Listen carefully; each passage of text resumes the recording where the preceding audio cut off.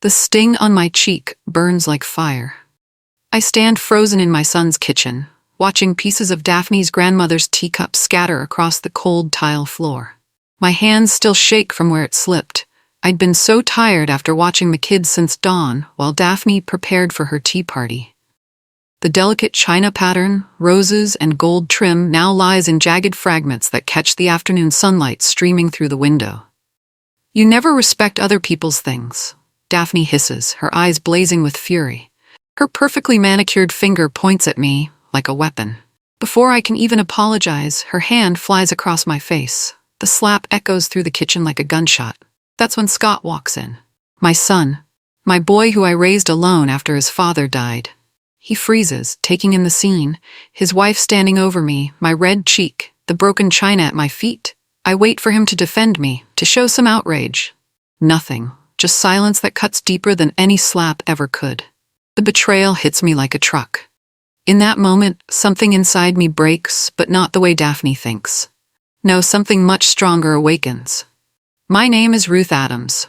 I'm 68 years old, and I never thought my own son would let someone treat me like this.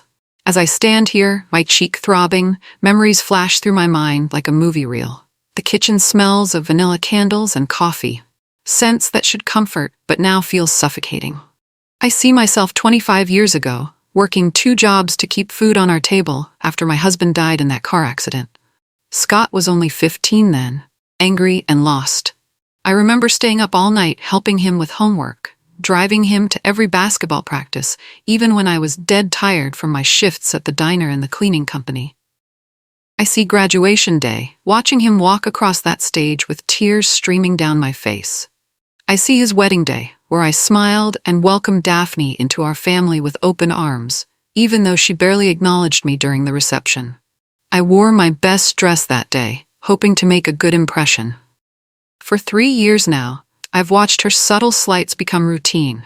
The eye rolls when I give advice, being excluded from family outings, being treated more like hired help than family. But I endured it all for Scott's sake. Until now. I don't say a word. I just turn and walk out of that kitchen, past Scott's stunned face, through the front door, and into the cool afternoon air. My hands won't stop trembling as I make my way to the small park 3 blocks away. The familiar sidewalk cracks beneath my feet tell a story of countless walks I've taken to clear my head over the years. Each step feels like walking through thick mud. My mind keeps replaying that moment, the crack of her hand against my face, the way she looked at me like I was nothing.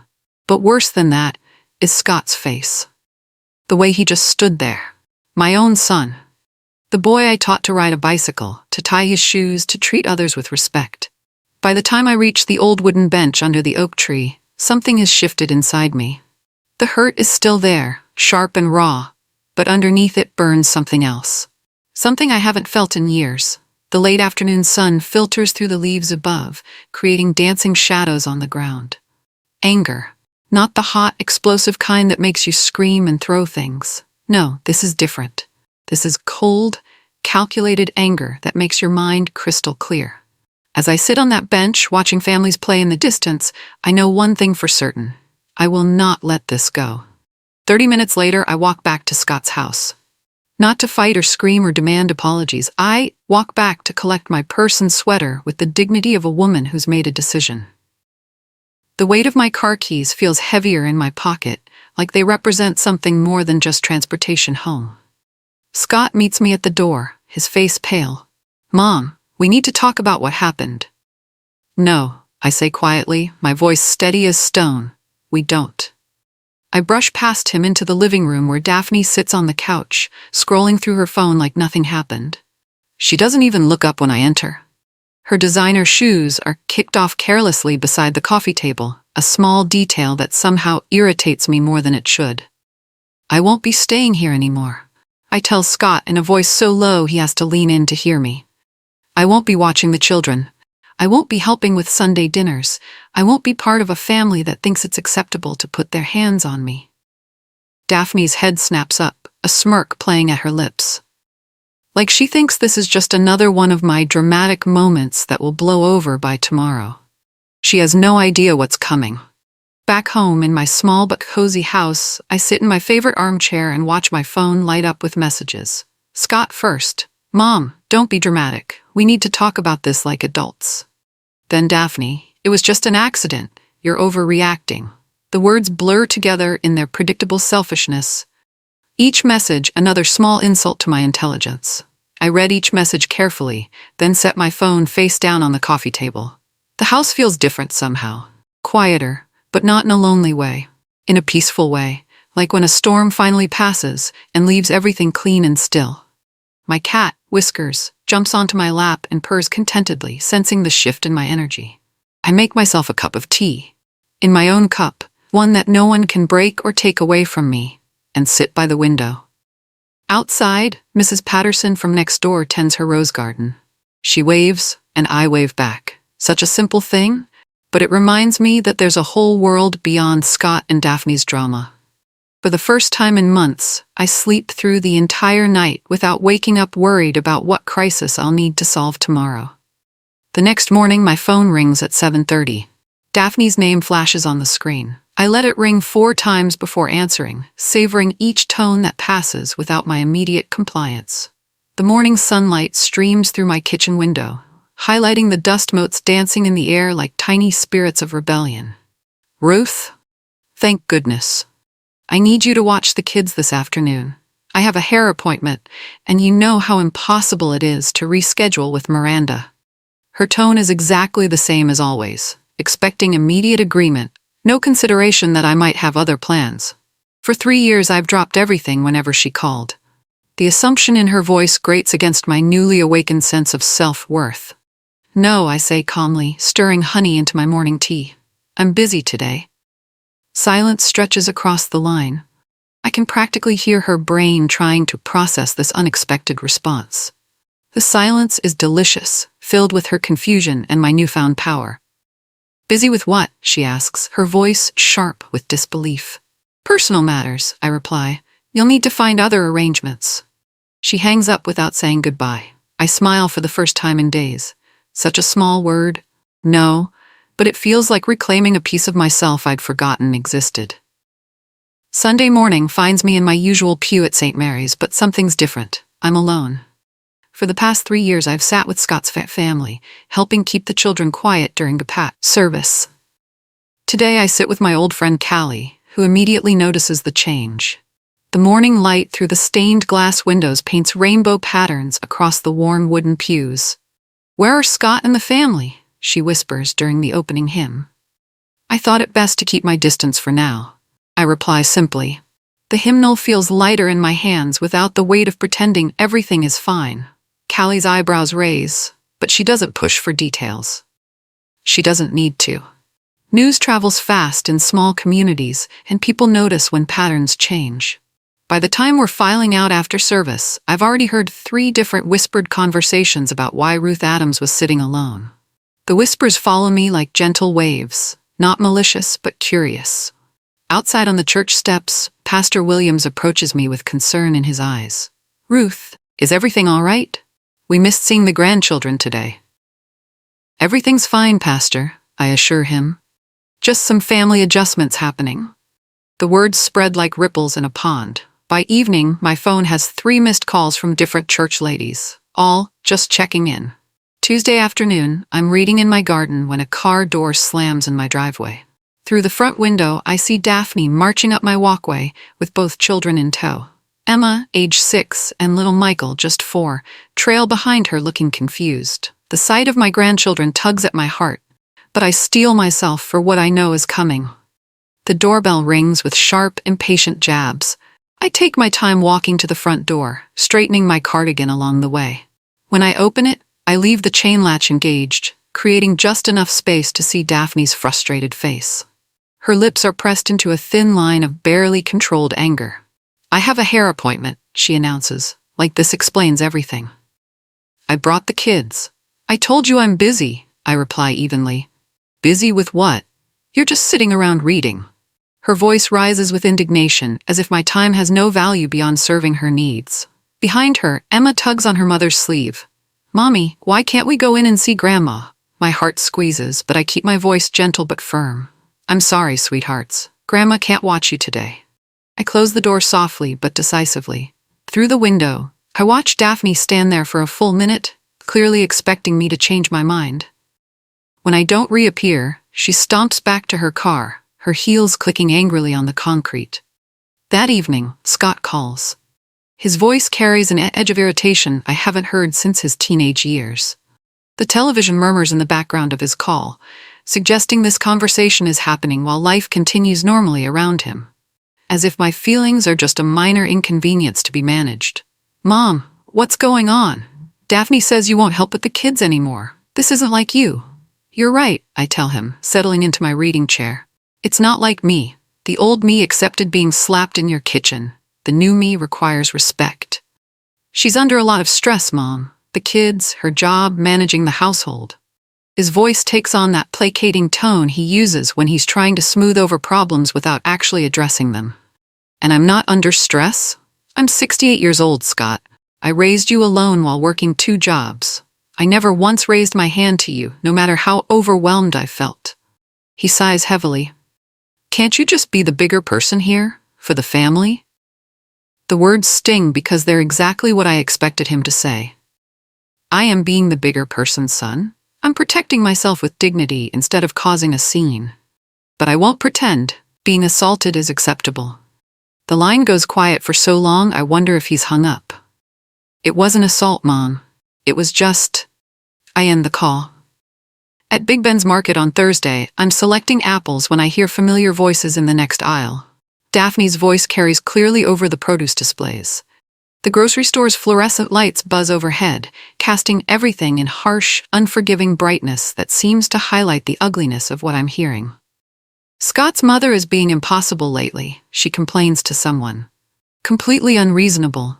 I barely touched her, and now she's acting like I committed some horrible crime. I freeze, an apple halfway to my bag. The casual dismissal in her voice, the way she minimizes what happened, confirms everything I suspected about her lack of remorse. The response comes from Janet Miller, whose daughter went to school with Scott. Janet says non-committally, then quickly changes the subject. Have you tried those new organic strawberries? They're supposed to be wonderful. I smile to myself as I continue shopping. Janet's response, or lack thereof, speaks volumes.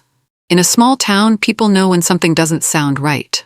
They may not confront it directly, but they notice. The shift in conversation is as telling as any accusation. At the checkout, Janet catches my eye and gives me a small knowing nod. No words needed. The tide is already starting to turn, one uncomfortable conversation at a time. Friday evening, my phone rings with Emma's voice, sweet and confused. Grandma Ruth, why haven't you come to see us? Did we do something wrong? My heart breaks a little. Oh, sweetheart, you haven't done anything wrong. Grandma's just resting more these days. But Mommy says you don't want to help us anymore. She says you're being mean. I close my eyes, choosing my words carefully. Sometimes grown-ups have disagreements, honey, but I love you and Michael very much. That never changes. Will you come to Michael's soccer game on Saturday? He keeps asking for you. I can't make it this time, Emma. But give him extra hugs from Grandma, okay? After we hang up, I sit in the growing darkness of my living room. This is the hardest part, knowing that my absence affects the children. But I also know that showing them it's normal to accept abuse would damage them far more in the long run. Sometimes protecting the people you love means making hard choices they don't understand yet. By Saturday, the first real crack appears in Daphne's social armor. Her friend Rachel calls me directly, something that's never happened before. Ruth, I hope you don't mind me calling. Daphne was supposed to come to my baby shower tomorrow, but she just canceled. She seemed really flustered. I keep my voice carefully neutral. Oh, that's too bad. I hope everything's all right. She mentioned something about childcare falling through at the last minute. I just thought, well, you usually help with the children, don't you? I have in the past. I say simply. There's a pause. Well, if there's anything I can do to help. Rachel's voice trails off meaningfully. After we hang up, I realize what's happening. For 3 years, I've been the invisible foundation holding up Daphne's social life. Every coffee date, hair appointment, shopping trip, and social event was possible because she could count on me for childcare. Without that safety net, her carefully constructed schedule is starting to crumble. And people are beginning to notice the pattern. Sunday afternoon brings an unexpected visitor. Clara Peterson, my old friend from the hospital where I used to work, knocks on my door with a concerned expression. "I heard through the grapevine that you and Daphne had some kind of falling out," she says over coffee in my kitchen. "I wanted to check on you." Clara has known Daphne since before she married Scott. They worked together briefly at the insurance office downtown. As we talk, Clara's expression grows more thoughtful. "You know, Ruth, you're not the first person to have difficulties with Daphne. When she worked with us, she had a way of making people feel small. There was this incident with our receptionist, Maria. Daphne humiliated her in front of everyone over some minor mistake. This isn't news, exactly, but hearing it confirmed by someone outside the family validates something I've felt for years. She has a pattern," Clara continues gently. "She targets people she sees as beneath her or in her way, but she's careful about it." I file this information away carefully. Knowledge is power, and power is something I'm going to need. Monday morning brings a text from Scott that surprises me with its directness. "Can you help cover Emma's field trip fee like usual? It's $50. For 3 years, I've quietly supplemented my grandchildren's activities, school trips, sports equipment, birthday party gifts. Scott and Daphne have come to expect this help without ever actually asking for it directly." I text back, "I can't contribute to a household where I'm not respected." My phone rings within minutes. "Mom, that's not fair to the kids," Scott says, his voice tight with frustration. "You're absolutely right," I agree. "It's not fair to them. They shouldn't have to suffer because their mother thinks it's acceptable to hit their grandmother." "You're punishing everyone for—" "I'm protecting myself, Scott. There's a difference. If you want my financial help, you know what needs to happen first." The silence stretches between us like a cat, and finally, he hangs up without saying goodbye. That evening, I write a check for $50 and mail it directly to Emma's school with a note, "For Emma's field trip from Grandma Ruth." The children won't suffer, but the parents won't get to take credit for providing it either. The next community potluck dinner at the church hall provides an interesting study in social dynamics. I arrive with my famous lemon bars and immediately notice the subtle shift in how people interact with me versus how they respond to Daphne. Mrs. Henderson, the church secretary, greets me warmly and thanks me for helping organize last month's food drive. When Daphne approaches our conversation 10 minutes later, Mrs. Henderson's smile becomes polite but distant. "Hello, Daphne, how are the children?" "Oh, they're wonderful. Growing so fast. Of course, it's exhausting managing everything myself these days." The hint hangs in the air like a bad smell. Mrs. Henderson simply nods and excuses herself to help serve dinner. Throughout the evening, I watch Daphne work the room, trying to maintain her usual charm. But there's something desperate about it now, like she's trying too hard. People are cordial, but cooler than before. News travels fast in small communities, and people are drawing their own conclusions about why Ruth Adams suddenly isn't part of her son's family activities. I go home feeling lighter than I have in months. Wednesday afternoon, Scott appears at my front door unannounced. He looks tired, older somehow, with shadows under his eyes that weren't there a month ago. "Will you come to Sunday dinner this week?" he asks without preamble. I study my son's face, seeing the boy I raised, but also the man who watched his wife strike me and said nothing. "Not while Daphne still thinks she can put her hands on me," I say clearly. Scott flinches. She's sorry about that. Has she told you that? Or are you assuming?" He runs a hand through his hair, a gesture I remember from his childhood when he was caught in a lie. "We haven't really talked about it specifically." Then we have nothing to discuss. I start to close the door, then pause. "Scott, I love you, I always will, but love doesn't mean accepting abuse, not from anyone." I close the door gently, leaving him standing on my porch. Through the window, I watch him sit in his car for nearly 10 minutes before driving away. That night, I sleep deeply and dream of my late husband, who tells me I'm doing the right thing. The following week, Emma calls me crying. "Grandma, Mommy and Daddy had a big fight. Mommy was yelling about you, and Daddy was yelling back. Michael hid under his bed." My heart clenches. "Oh, sweetheart, Are you okay? Is Michael okay? We're scared, she whispers. They never used to fight like this before. I want to rush over there to comfort my grandchildren and fix everything like I always have. But I also know that's exactly what got me slapped in the first place, always being available to smooth over problems I didn't create. Listen to me, Emma.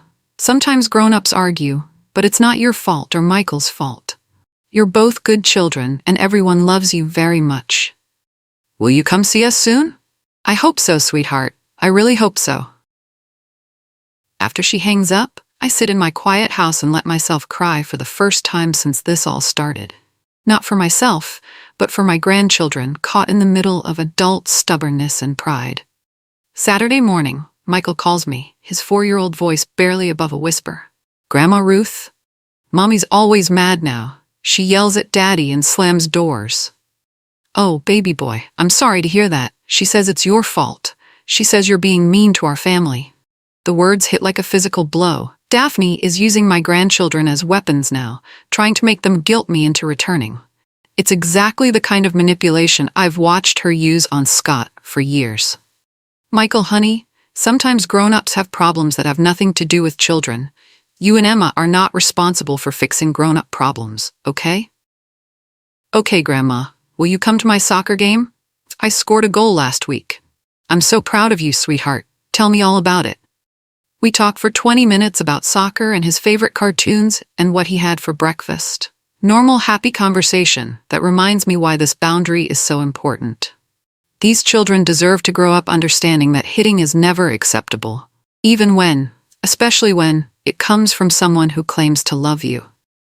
At the grocery store Tuesday evening, I witnessed the moment Daphne's carefully maintained facade finally cracks in public. She's in the express lane ahead of me with clearly more than 10 items when the teenage cashier politely mentions the limit. Are you kidding me? Daphne snaps. I'm a regular customer here. I don't have time to count groceries like some obsessive person. The cashier's face turns red. I'm sorry, ma'am, but just ring it up. God, is customer service completely dead? Behind her, an elderly man with just a carton of milk shifts uncomfortably. Other customers exchange glances. I see Mrs. Patterson from my neighborhood watching with raised eyebrows. The cashier processes her order with shaking hands, while Daphne taps her credit card impatiently against the counter. When she finally storms out, the store feels lighter. I'm so sorry about that, I tell the cashier when it's my turn. That was completely inappropriate. Thank you, she says gratefully. Some people are just having a hard time, I guess. As I walk to my car, I see Mrs. Patterson approaching. Ruth, was that your daughter-in-law? My goodness, what's gotten into her? I simply shake my head sadly and don't say a word. I don't need to. 3 weeks into my quiet rebellion, Scott shows up at my house on a rainy Thursday evening. He doesn't knock, just sits on my front porch steps like he used to do as a teenager when he was working up the courage to tell me about some trouble he'd gotten into. I watch him through my living room window for nearly 10 minutes before opening the door. You'll catch your death out here, I say, stepping aside to let him in. He looks around my house like he's seeing it for the first time. At the photos on the mantle of him growing up. At the throw blanket I crocheted while sitting up with him during countless childhood illnesses. At the little things that make this place a home built on love and sacrifice. I forgot how peaceful it is here, he says quietly, settling into the chair across from mine. We sit in comfortable silence for a while, listening to the rain against the windows. Finally, he speaks. Things are hard at home. I wait. Daphne's stressed all the time. The kids keep asking about you. I'm working longer hours just to avoid the tension.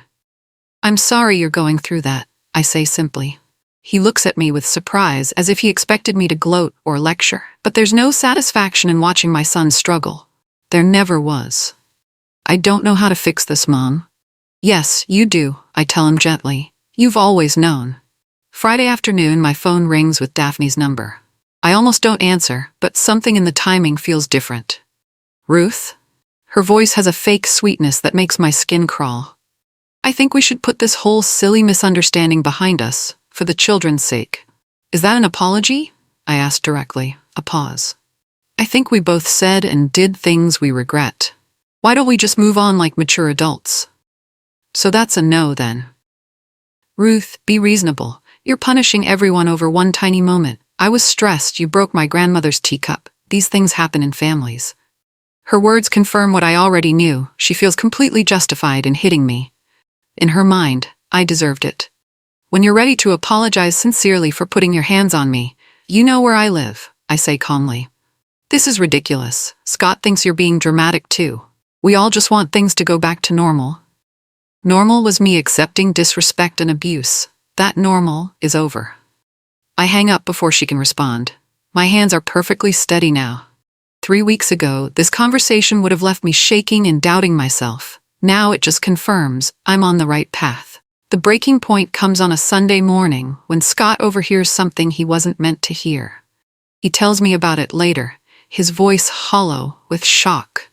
Daphne was on the phone with her sister, thinking Scott was outside mowing the lawn. But he'd come in for water and heard her voice from the kitchen. She totally deserved it, Daphne was saying. The old bat broke my grandmother's teacup and then had the nerve to act like the victim. Now, someone needed to put her in her place. Scott stands frozen in the hallway, finally hearing his wife's true feelings about striking his mother. No remorse, no regret, just satisfaction that she'd put me in my place. If anything, I should have done it sooner, Daphne continued. She's been passive-aggressive since day one, always undermining me with the kids, always acting like she knows better than me about everything. Scott walks outside without getting his water. For the first time, he truly sees his wife as she is, not as he wanted her to be. And he realizes that everything I've said about respect and dignity wasn't dramatic or petty. It was survival. That evening, Scott and Daphne have the fight that's been building for weeks. The children are at a neighbor's house for a sleepover, so there's no buffer between them and the truth. You need to apologize to my mother, Scott says without preamble. Daphne looks up from her magazine with genuine surprise. Excuse me? For hitting her, for treating her like she's beneath you, for making our home a place where my mother, who raised me alone and sacrificed everything for our family, doesn't feel safe. Are you insane? I'm not apologizing for defending myself against her carelessness. Defending yourself? She accidentally dropped a teacup, and you assaulted her. Oh, please. I barely touched her. She's just milking it for sympathy. The argument escalates from there. Scott finally voicing years of observations about Daphne's treatment of me, of other people, of anyone she considers beneath her notice. Daphne defending her right to set boundaries and accusing Scott of choosing his mother over his wife. The fight is loud enough for the neighbors to hear. Later, Mrs. Chen from next door calls to make sure everyone is okay. The damage is done. For the first time in their marriage, Scott sees clearly who he married. Late Sunday evening, well past 9 o'clock, someone knocks softly on my front door. I peer through the peephole and see Scott standing alone on my porch.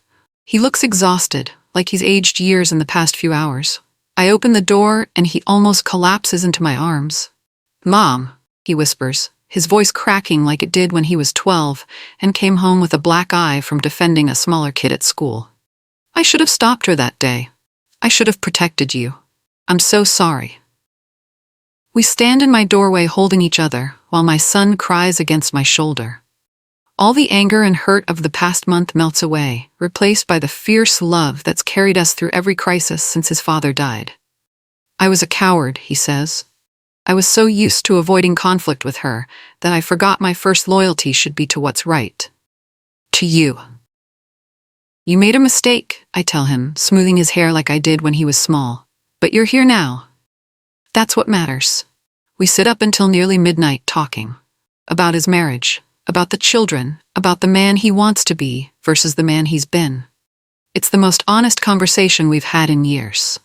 25. The forgiveness comes easily because love was never the problem. Fear was the problem. Scott's fear of confronting Daphne, my fear of losing my family, everyone's fear of difficult truths. But truth has a way of demanding attention, no matter how long you try to avoid it. Scott files for separation the following week. Not because I ask him to, but because he finally understands that some behaviors are unacceptable regardless of stress or circumstances. The children stay with him in the house while Daphne moves back with her parents. Do I feel victorious? No. I feel sad for the grandchildren caught in this upheaval, sad for Scott learning hard lessons about the person he married, even sad for Daphne, who will likely never understand why hitting someone, anyone, is always wrong. But I also feel something I haven't felt in years. Peace. The peace that comes from knowing you protected your own dignity without sacrificing your values. From learning that love doesn't require accepting abuse, and that sometimes the most loving thing you can do is refuse to enable someone's worst behavior. On Sunday morning, I sit in my usual pew at St. Mary's. But this time, I'm not alone. Scott sits beside me with Emma and Michael, all of us together but different than before, stronger, more honest, more whole. When the service ends and we walk into the sunshine, Michael slips his small hand into mine. I missed you, Grandma Ruth. I missed you too, sweetheart, but I'm here now. And I am, finally, truly, completely here.